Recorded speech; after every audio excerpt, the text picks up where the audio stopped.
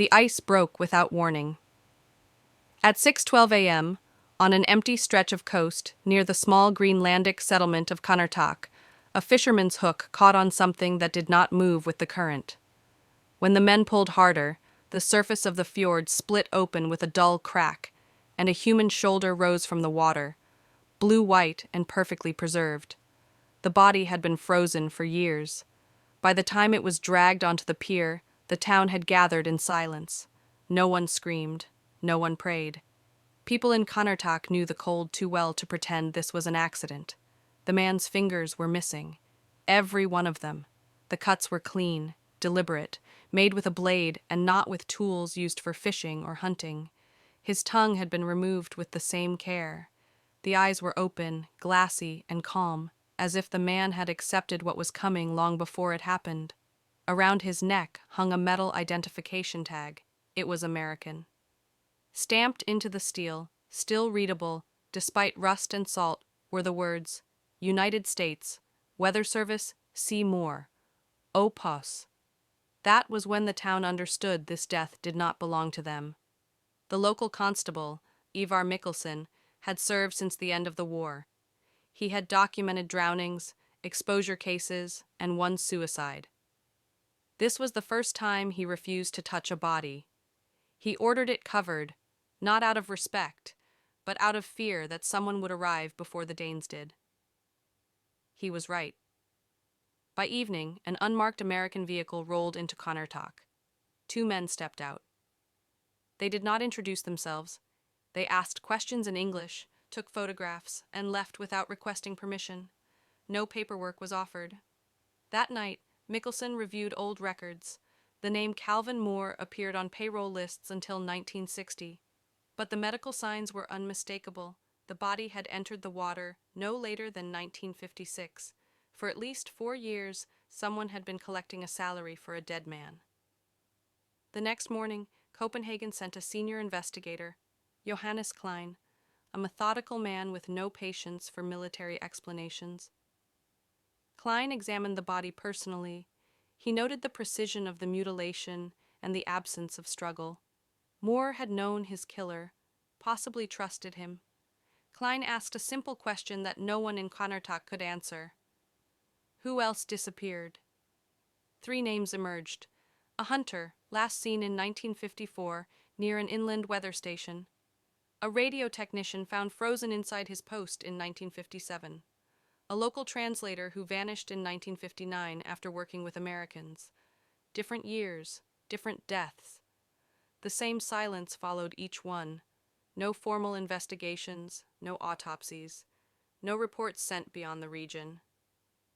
When Klein requested access to U.S. operational records, the refusal arrived within hours. National security. That night, Klein walked along the frozen fjord. The ice was thick, undisturbed, hiding whatever else lay beneath it. He understood then that the body had not surfaced by chance. The ice had been holding it, preserving it, waiting. And whoever had placed it there had assumed no one would ever look closely enough to ask why an American died in silence, far from home, with his voice and identity cut away. But now the ice had spoken, and it would not be the last body it released. In 1954, Ezekiel Norberto Cruz Holland arrived in Greenland with 2 suitcases and a federal badge no one ever checked too closely. He was 36 years old, born in El Paso to a Mexican father and an Iowa-born mother, educated in Arizona, trained by the U.S. Weather Bureau. On paper, his assignment was harmless: collect atmospheric data, maintain remote stations, submit weekly reports. In reality, his work placed him far from oversight, surrounded by isolation, alcohol, and men who disappeared quietly. Ezekiel liked the cold because it simplified things. Cold preserved, cold erased, cold did not ask questions. At Station 017, 30 kilometers inland from Kanartak, he lived alone most of the year. Supplies arrived once a month. Visitors were rare. Local hunters sometimes stopped by to trade meat or warm themselves. Ezekiel kept records of them too, not by name, but by habit. Who drank too much, who talked too much, who noticed details. He believed people were variables, some needed to be removed. The first was Malik Aputsiak, a hunter who came too often and asked why certain American crates were never logged. Malik noticed that some radios were newer than declared, that fuel deliveries exceeded weather needs. One evening in October, Malik stayed longer than usual. Snow fell early. Ezekiel offered him coffee laced with ethanol used for instruments. When Malik collapsed, Ezekiel waited. He dragged the body outside and positioned it near an ice ridge, breaking Malik's fingers carefully, one by one, before freezing set in. The tongue was removed with surgical calm. Ezekiel documented the temperature, wind speed, and time of death in his notebook. Malik's disappearance was ruled an accident. No body was found. Encouraged by the ease of it, Ezekiel refined his method. In 1955, a supply driver named Henrik Löwe stayed overnight. Henrik had found a discrepancy in delivery logs and joked about reporting it. Ezekiel locked the station doors, shut down the generator, and waited for hypothermia to do the work. He removed nothing this time.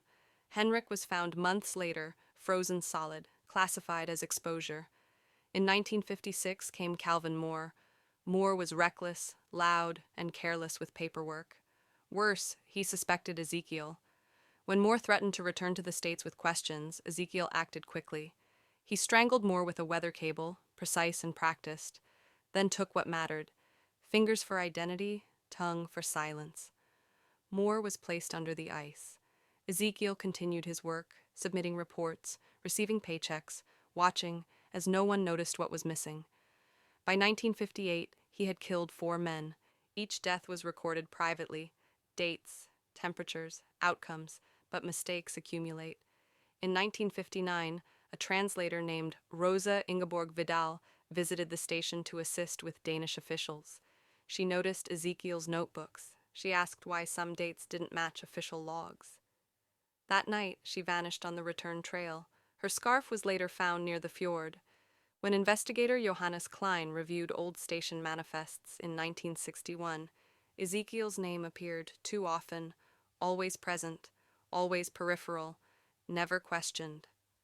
Klein requested an interview. Ezekiel agreed immediately.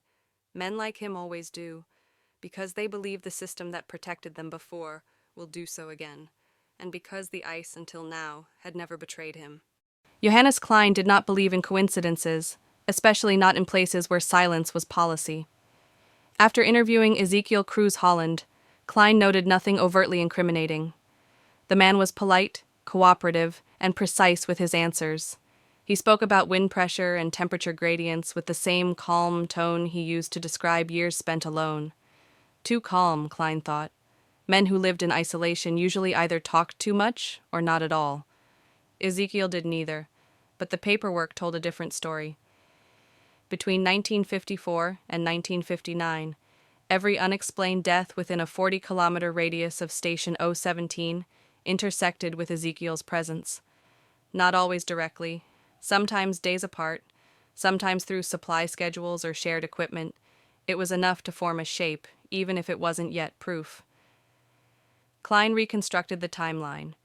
In February 1955, a fisherman named Søren Pavia disappeared while transporting fuel barrels inland. His sled was found intact. No blood, no signs of struggle. The official report cited a whiteout and disorientation. But Klein noticed something odd. Søren's gloves were missing, both of them. Removed, not lost. In November 1956, a radio operator, Luis Mateo Renteria, originally from New Mexico, was found frozen inside a relay hut. The door had been locked from the outside. The report blamed mechanical failure. Klein noted that Renteria's tongue was swollen and damaged, consistent with manual trauma before freezing. In March 1958, a young Danish assistant, Niels Borgen, vanished after delivering updated instruments to 017. His body was never found. His jacket, however, surfaced 2 years later near the fjord, folded carefully, pockets emptied. 3 deaths, 3 disappearances, different men, same geography. The local police had closed each case within days. No resources, no pressure, and, Klein suspected, quiet instructions from above.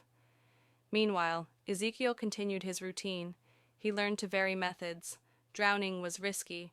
Strangulation left marks. Hypothermia, when done correctly, looked like nature. He would walk victims into the cold, shut off shelter access, or sabotage equipment. Then he would wait. He always waited. He kept trophies, but not the kind people expected. No photographs, no body parts stored openly. Instead, he kept objects: gloves, ID cards, buttons, notebooks, items that proved existence could be erased. By 1960, Ezekiel believed himself untouchable. That belief cracked when Klein returned to Station 017 unannounced. Inside, Klein noticed inconsistencies. Instruments that didn't match inventory lists, fuel usage that exceeded recorded weather activity, and, in a locked drawer, a personal notebook written in tight, methodical English. Temperatures, names, dates. Ezekiel claimed it was personal research. Klein did not argue. He photographed the pages when Ezekiel stepped outside. That night, Klein sent copies to Copenhagen. 2 days later, he received a warning: drop the weather station angle. Focus on local crime only. Klein ignored it. Instead, he requested an exhumation order for Calvin Moore's remains. The answer came back delayed, and in that delay, the ice released the body. Calvin Moore surfaced in 1961. Perfectly preserved, mutilated, undeniable. What had once been speculation was now physical evidence. The pattern was no longer theoretical. For the first time in 7 years, Ezekiel understood he had miscalculated. Cold preserved evidence longer than loyalty. And someone finally was looking at the past instead of burying it. While Johannes Klein focused on the inland deaths, another pattern began forming along the coast: quiet, domestic, and easy to dismiss. In 1962, 3 women died within 14 months in small settlements along the western supply route. Officially, none of the deaths were murders. One was labeled a kitchen accident, one suicide, one illness-related. Taken separately, they were tragedies. Together, they told a story. The final contact of all 3 was the same pair. Maruja Isabel Rios Lund and Katarina Beatriz Alvarez Scov worked for the American Supply Division attached to the coastal base. On paper, they were clerks, inventory, manifests, customs paperwork. In reality, they controlled information: what arrived, what left, and what was never recorded. Marusha, born in Sonora and partly raised in Texas, was sharp, quick to notice discrepancies, and ruthlessly clever. Katarina, Danish by birth with Argentine heritage, was quiet, patient, and observant, to the point of seeming invisible. They shared a small house near the docks and rarely appeared apart in public. They did not kill for thrill. They killed for control. The first victim was Elena Pitalik, a local woman hired to clean supply offices. Elena noticed that crates marked as medical equipment were heavier than recorded and sometimes leaked fuel. She joked about it to the wrong person, Maruja. One evening, Maruja invited Elena for coffee. Katerina added barbiturates from the base infirmary to the cup. Elena never left the house alive. The body was staged to appear as an overdose. No autopsy was performed. 6 months later, Claudia Moreno Weiss, a schoolteacher with German roots, began translating documents for Danish inspectors. She discovered duplicate serial numbers on American manifests. Katerina visited her under the pretense of clarification. Claudia was found in her bathtub the next morning, wrists superficially cut, water ice cold. Suicide, the report said. But the cuts were far too precise. The third, Ruth Avarak, was a nurse who questioned why injuries to base workers were never officially recorded. She confronted Maruja publicly. That night, Ruth was struck from behind and left outside in the snow. Hypothermia did the rest. This time, witnesses reported seeing 2 women near the scene. The first clear indication the deaths were intentional. Klein received the reports late, buried under mountains of paperwork. But one detail caught his attention. All 3 women had handled paperwork connected to U.S. supply operations. All 3 were last seen with the same pair of women, Marusha sensed attention before Katerina did. She began burning documents, reducing years of records to ash in a metal drum behind their house. Katerina packed essentials with her usual methodical calm. They planned to leave within the week. They did not succeed. A routine harbor inspection uncovered clothing belonging to Ruth Avarak hidden in a crate labeled mechanical parts. Blood traces remained in the seams. The case was reopened immediately. Maruya and Katerina were quietly arrested. On the ferry to the mainland, Maruya whispered to the officer guarding her, "You should look inland. We weren't the first." And she was right. Someone else had started long before them. By 1965, the pattern of murders had spread to another, more insidious layer of Greenlandic society. Those living right under the noses of the American bases. The married couple was unusual in both composition and method. Joaquin Esteban Morales, an American driver for the supply base, and his wife, Anouk Sofia Morales, a Greenlander by birth, blended seamlessly into local life. On paper, they were model citizens. In practice, they were predators who exploited isolation and the harsh Arctic environment as weapons. Joaquin, lean and disciplined, managed deliveries and maintenance schedules. His job gave him access to remote stations and outlying villages without scrutiny. Anouk, quiet and unassuming, cultivated friendships with locals, often hosting community events that masked her true nature. Together they observed, waited, and selected victims with precision. Their first target was a traveling merchant named Eric Christofferson, who transported goods between settlements. Eric noticed discrepancies in supply manifests and mentioned it to Joaquin casually. A week later, Joaquin invited him to inspect a remote storage shed. Inside, the couple trapped Eric in a snowed-in chamber and left him for hypothermia to finish the work. The body was discovered weeks later, frozen but undisturbed, with no evidence of struggle. Next was Marina Hua, a local school assistant who had noticed unusual patterns in the deliveries to the base. Anouk lured her into the Morales home under the pretense of hosting a small gathering. The couple administered a carefully measured dose of sedatives, then left her body under snow near the fjord. Again, authorities attributed the death to accidental exposure. Their third victim, Rasmus Thompson, was a logger who had complained about missing fuel barrels. Joaquin sabotaged his sled, sending him off course during a whiteout. He froze before anyone could reach him. What distinguished this couple from the previous killers was the coordination between them. Joaquin handled logistics, trapping victims and preparing the environment. Anouk managed appearances, gaining trust and lulling locals into complacency. Their murders were methodical, leveraging the elements of Greenland itself: snow, ice, wind, and isolation. The Morales' confidence grew. They were untouchable. Supplies disappeared, deaths occurred, and the base never questioned them. In private, Joaquin documented every murder meticulously, creating a ledger of names, dates, and locations. Anouk kept smaller notes, identifying marks, habits, and quirks of the victims. Yet by 1968, Klein had started connecting these deaths to the broader pattern. He noticed similarities with inland and coastal murders, victims who had discovered discrepancies, bodies staged to appear accidental, and small items, gloves, documents, personal effects, left as inadvertent markers. For the first time, the small Greenlandic communities realized that death was not random. It was organized, calculated. And in the middle of this frozen world, 3 groups of killers, Cruz Holland inland, Marusha and Katerina along the coast, and the Morales couple in villages, had been operating independently, yet under the same shadow of American oversight. Klein prepared to act. He would need evidence from multiple sources: frozen remains, stolen objects, and the logistics records of the American bases.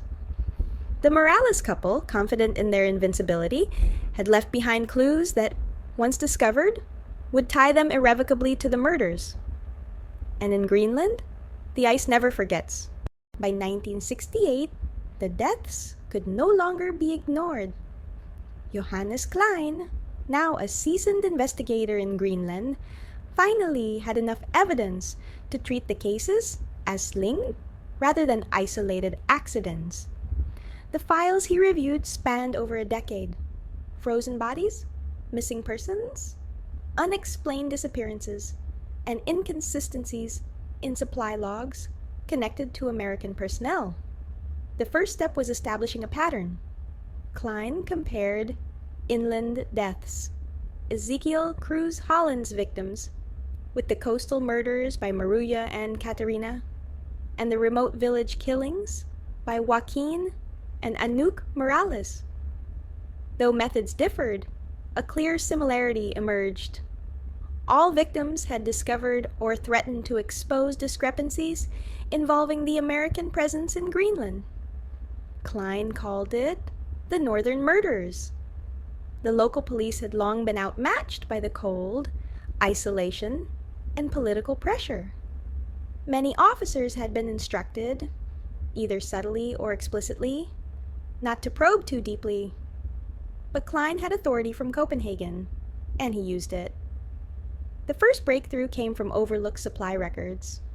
Small anomalies, extra fuel, missing tools, and duplicated serial numbers pointed to specific personnel. Each anomaly correlated with a disappearance. Klein cross-referenced names, dates, and locations, creating a visual map that traced the killer's movements. Meanwhile, Klein began visiting families of the missing. He noticed subtle patterns. Neighbors who mentioned seeing certain individuals more than others, odd habits, and stories that didn't align with official reports. Slowly, the three groups of killers emerged in his investigation: Ezekiel, Cruz, Holland, inland meteorology stations. First killings started in 1954. Maruja Isabel Rios Lund and Caterina Beatriz Alvarez Scav, coastal supply workers. Kills from 1962 onward: Joaquin Esteban Morales and Anouk Sofia Morales, remote villages along base supply routes. Murders starting 1965. Klein faced obstacles at every turn. Requests for base manifests were met with delays, national security warnings, and occasional intimidation. But persistence paid off. He discovered one crucial lead: a weather logbook from Station 017, maintained by Cruz Holland, contained dates matching multiple disappearances. Temperatures, wind speeds, even snowfall patterns coincided with bodies later discovered in frozen or remote conditions. At the coast, minor inconsistencies in supply inventories led to Maruya and Katarina. Klein noticed that missing medical crates, duplicate fuel barrels, and altered manifests always coincided with the timing of the three coastal deaths. And in the villages, Klein found the Morales couple's ledger, hidden in a supply shed, names, dates, and locations of victims, along with small notations about how the deaths could appear accidental. The meticulous nature of the notes left no doubt. These were deliberate, calculated killings. By late 1968, Klein had assembled enough circumstantial evidence to connect all three groups to a pattern. He presented his findings to Danish authorities: multiple linked murders, suppressed investigations, and clear obstruction from American oversight. The case could no longer be ignored. Preparations began for arrests. Klein knew that confronting the killers simultaneously would be crucial. Any misstep could result in the disappearance of evidence, or lives. The investigation that had begun with a single frozen body in 1961 had now grown into a decade-long pursuit of organized serial killers operating in the shadow of international politics. The hunt was about to enter its most dangerous phase. By early 1969, Johannes Klein had finally begun connecting the dots in a way that was undeniable. The pattern of killings spanning over a decade was no longer a theory, it was documented fact. But theory alone could not convict killers. Klein needed physical evidence, and Greenland, despite its ice and snow, had preserved more than he expected. The first breakthrough came inland at Station 017. Klein and a small team carefully excavated areas where Cruz Holland had been assigned. Beneath layers of permafrost, they found a cache of personal items: gloves, identification cards, and a notebook listing names, dates, and specific details about each victim. There were annotations on wind speed, snow depth, and temperature at the time of death, a chilling precision. One page listed Calvin Moore explicitly with the note, tongue removed, fingers preserved, ice ensures silence. Next, Klein turned to the coast. Marusha and Katerina had burned many documents, but their hiding spots weren't perfect. Behind a metal drum in their burned-out backyard, Klein found remnants of the burned paperwork, charred manifests, partial notes, and small personal items belonging to victims, hairpins, buttons, even fragments of clothing. Forensic examination confirmed blood traces, enough to tie them to the three women who had died under suspicious circumstances. Finally, the Morales couple. Klein knew their methodical record-keeping would leave traces. A locked supply shed revealed a ledger hidden beneath floorboards. It listed all 5 of their known victims with dates, locations, and circumstances of death. Marginal notes indicated how deaths should appear accidental, exactly as they had been reported. Alongside the ledger were small trophies, a scarf from one victim, a glove from another, and a pair of frozen footprints in the back storage room, preserved by the cold. Klein now had something more, a map of the murders showing connections between inland, coastal, and village victims. The ice, the snow, and the meticulous habits of the killers had preserved both victims and evidence, making it impossible to claim accidents. But the greatest surprise came in the lab. DNA testing, rudimentary but effective, linked remnants of tissues, hair, and personal effects to multiple victims. The same blood type appeared on items from different locations, proving that the murders were not isolated incidents. The evidence pointed clearly to 3 separate groups: Ezekiel Cruz Holland, inland meteorology stations. First killings 1954. Maruja Isabel Rios Lund and Caterina Beatriz Alvarez Scov, coastal supply workers. Kills 1962 onward. Joaquin Esteban Morales and Anouk Sofia Morales, remote village murders starting 1965. With physical evidence in hand, Klein coordinated with Danish police and Greenlandic authorities. Arrest warrants were issued simultaneously to prevent suspects from fleeing. The next weeks were tense. Cruz Holland was apprehended at a remote station, almost willingly, as if he had been waiting for this moment. Maruja and Caterina were taken quietly from the coast, under heavy surveillance. Joaquin and Anouk Morales, sensing the walls closing in, offered no resistance. Every arrest brought more discoveries. Freezers, hidden compartments, and locked storage areas revealed small trophies, tools, and instruments used in the killings. Clothing fragments, gloves, and personal effects all matched victims from the past 15 years. Each piece was logged meticulously by Klein, forming an airtight case. The investigation had begun with a single frozen body in 1961. 8 years later, it had exposed 5 serial killers, 3 independent killing operations, and a pattern that spanned the frozen expanse of Greenland. For the first time, the victims' names could be spoken without fear of them being erased by snow and silence. By mid-1969, the trial of Greenland's serial killers began in Nuuk, under intense scrutiny. It was the first time in decades that the frozen expanse's shadow crimes were fully exposed to public view. The courtroom was packed with officials from Denmark, Greenland, and representatives of the U.S., all aware of the potential scandal. Ezekiel Cruz Holland, Maruja Isabel Rios Lund, Caterina Beatriz Alvarez Scov, Joaquin Esteban Morales, and Anouk Sofia Morales were all charged with multiple counts of murder, obstruction of justice, and tampering with evidence. The prosecution opened with photographs, maps, and a chronological display of victims, connecting inland, coastal, and village deaths to the accused. Forensic experts presented frozen remains, charred document remnants, and personal effects, linking each killer to their victims.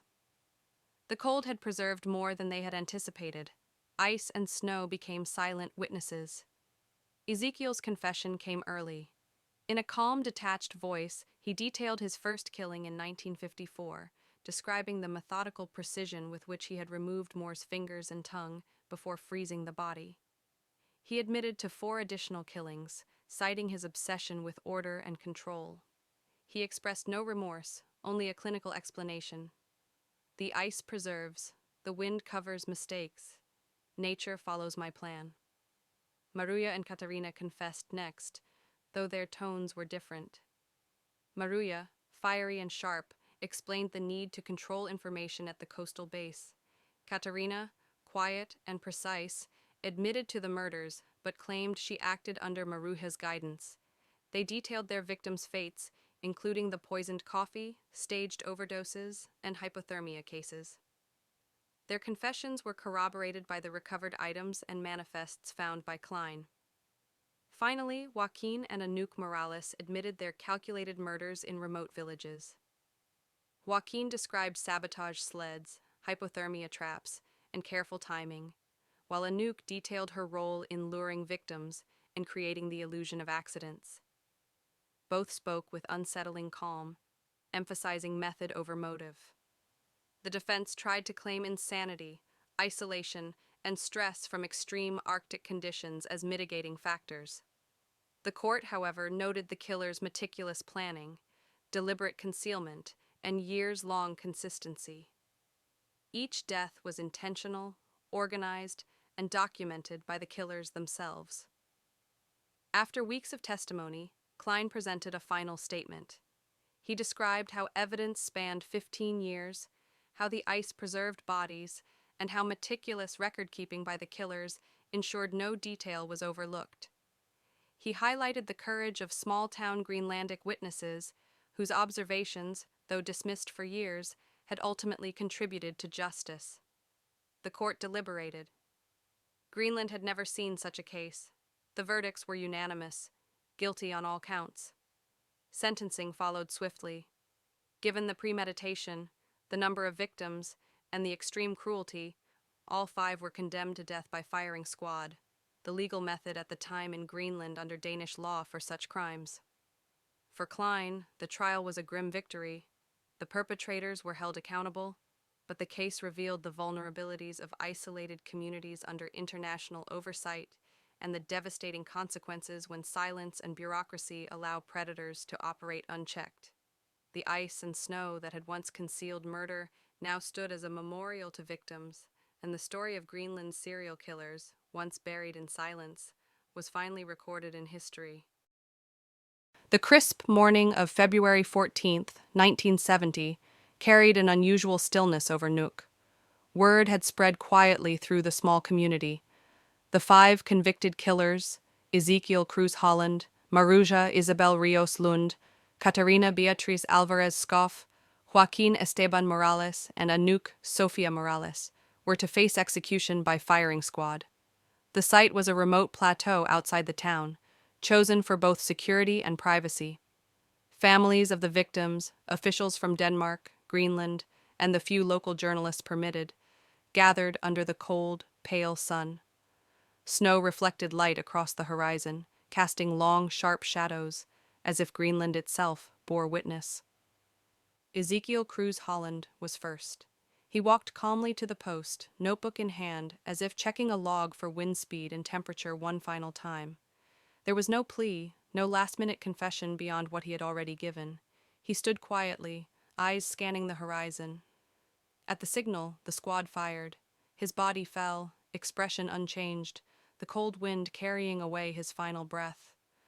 Maruja and Katarina followed, their hands bound together. Maruja's face showed defiance, Katarina's serenity. They exchanged no words. The shots echoed across the plateau, a rhythmic punctuation to the end of years of terror. Finally, Joaquin and Anouk Morales stepped forward. Joaquin raised his chin, accepting responsibility without resistance. Anouk, silent as always, met his gaze for a fleeting moment. Then the squad fired, ending their calculated reign of terror. After the executions, Klein oversaw the collection of evidence one last time. Artifacts from the killer's caches, Cruz Holland's notebooks, coastal charred manifests, and the Morales ledger were archived in a museum dedicated to criminal history, intended as both education and memorial. Greenland slowly returned to its quiet routines, but the psychological scars remained. families mourned, and small communities learned to mistrust even those closest to them. The case sparked changes in oversight for American and Danish operations in the Arctic. Supply routes were monitored more closely, remote stations were subject to regular audits, and locals were encouraged to report anomalies immediately. Klein, reflecting years later, considered the frozen landscape itself. The ice and snow had preserved not only victims but also killers' methods and evidence. Had it not been for the elements, the long chain of murders might have remained hidden. Yet the same elements that concealed death had also unveiled it in the end. The story of Greenland's serial killers, spanning over 15 years, multiple victims, and isolated communities, was closed, but it left behind a permanent mark. A chilling reminder that even the most remote and frigid corners of the world could harbor human darkness, meticulously hidden and patiently waiting. Years after the executions, Greenland remained quiet, but the shadow of the past lingered in subtle ways. Villages and settlements that had once seemed isolated and safe now carried an unspoken memory. The knowledge that human cruelty could thrive even in the most frozen, distant corners of the world. Johannes Klein retired in the mid-1970s, leaving behind a career defined by patience, intuition, and persistence. He published detailed reports on the investigations, carefully balancing transparency with discretion, knowing that some aspects of the case involved sensitive international operations. His work became a reference point for Arctic law enforcement and criminology. Students, researchers, and law enforcement trainees studied the northern murders not only for the gruesome details, but for Klein's methodical approach, connecting patterns, trusting witnesses, and recognizing that bureaucracies can sometimes protect criminals as efficiently as ice preserves evidence. The American bases, under new oversight protocols, implemented strict reporting rules. Supply manifests were double-checked. Remote stations received frequent audits, and personnel, no matter how trusted, were required to rotate regularly to prevent isolation from becoming a cover for crime. The victims, once reduced to names in missing person files, gained recognition through memorials and archives. Families found some solace in knowing the killers had been held accountable. Local historians compiled accounts of those who had disappeared, preserving their identities against the erasure of time and snow. Yet the story carried a darker lesson. Human cunning adapts, even in extreme environments. Ezekiel Cruz Holland, Maruja and Katarina, and the Morales couple had all exploited geography, climate, and bureaucratic blind spots. They had manipulated trust, used the elements as instruments of murder, and relied on the inertia of institutions to hide their crimes. The ice of Greenland, patient and unyielding, had eventually revealed the truth. Frozen bodies, preserved evidence, and meticulous records became silent witnesses, ensuring that the killers could not escape justice. The northern murders ended with executions, but the legacy remained as a cautionary tale. Vigilance, observation, and courage are essential, even in places where humans think the cold can hide everything. In the villages and small towns, older residents still told stories of the Americans, the clerks, and the seemingly ordinary couples who had harbored extraordinary darkness. Children learned that courage came not only from physical strength, but from noticing, questioning, and reporting irregularities. The ice, snow, and wind had preserved more than victims. They preserved a lesson about accountability and the enduring consequences of unchecked power. By the 1980s, Greenland had moved on in its quiet, deliberate way. New generations grew up aware of the past, but not paralyzed by it. The northern murders became a part of local lore, a chilling story that underscored the delicate balance between trust, isolation, and oversight. And somewhere in the archives, Klein's notes, the preserved notebooks of the killers, and the testimonies of survivors remained, waiting for those willing to learn from the frozen shadows of history. The ice never forgets, and neither did history.